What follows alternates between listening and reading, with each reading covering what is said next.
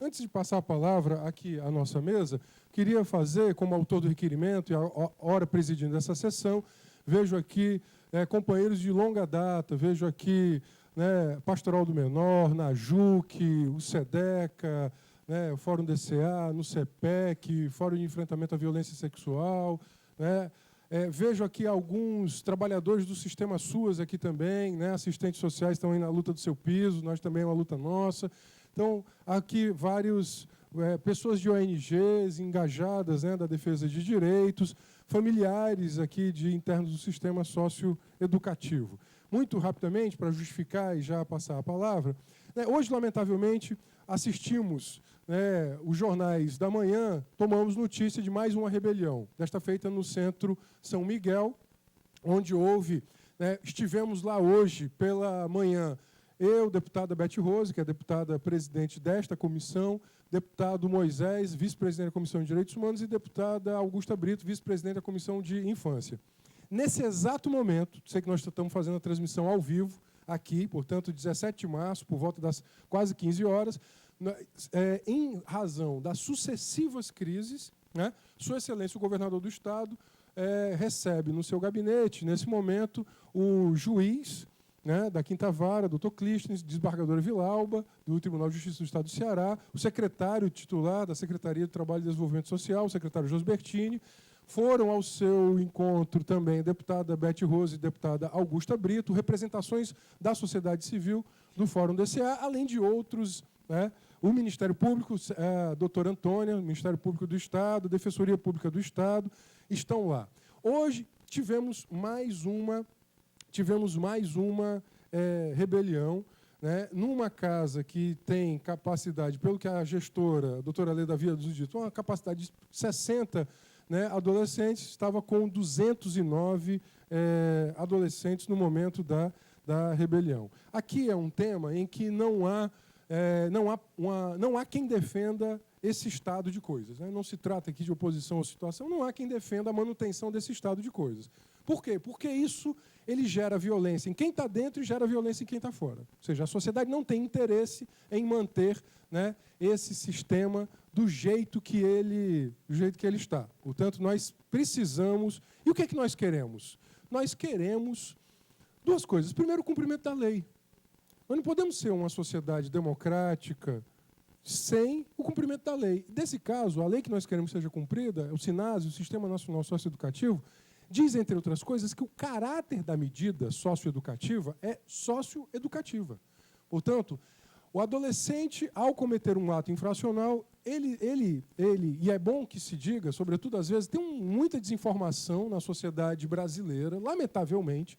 Portanto, é muito bom aqui nós nos dirigimos à sociedade cearense pela Rádio e TV Assembleia, porque nós podemos, inclusive, esclarecer.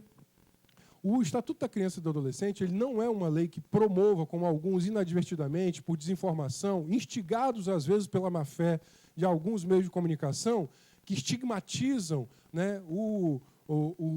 a lei e o próprio adolescente, sobretudo das periferias urbanas.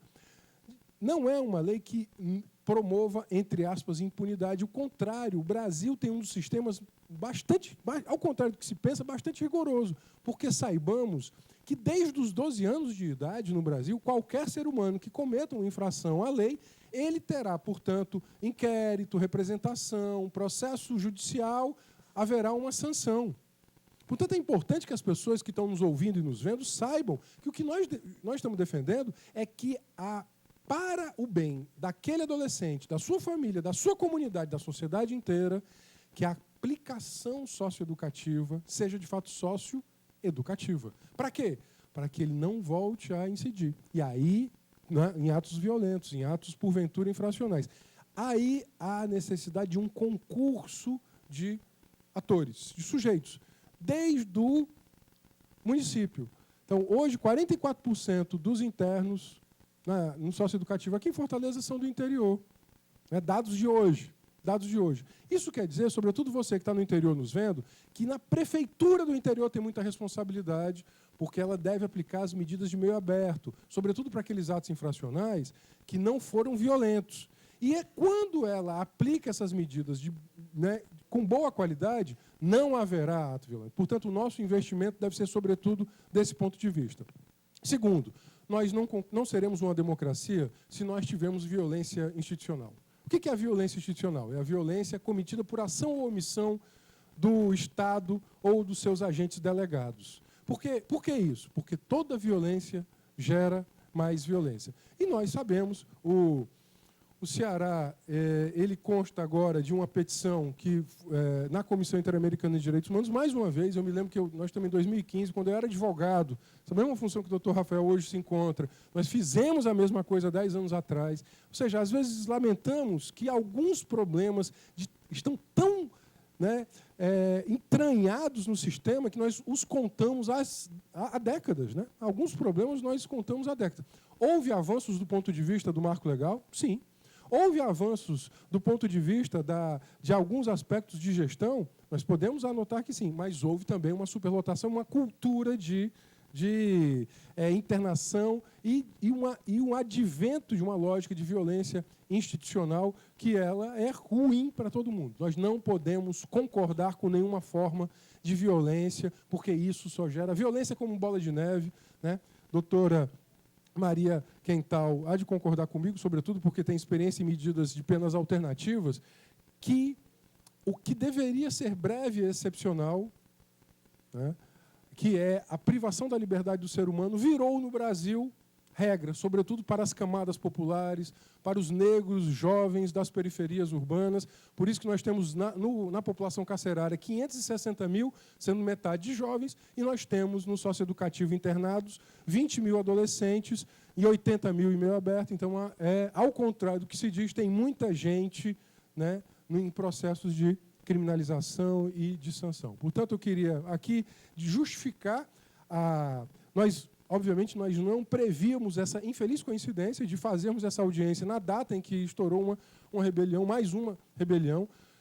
Esperamos a vinda daqueles que estão com Sua Excelência o Governador para que nos tragam, né, notícias alvissareiras, notícias positivas.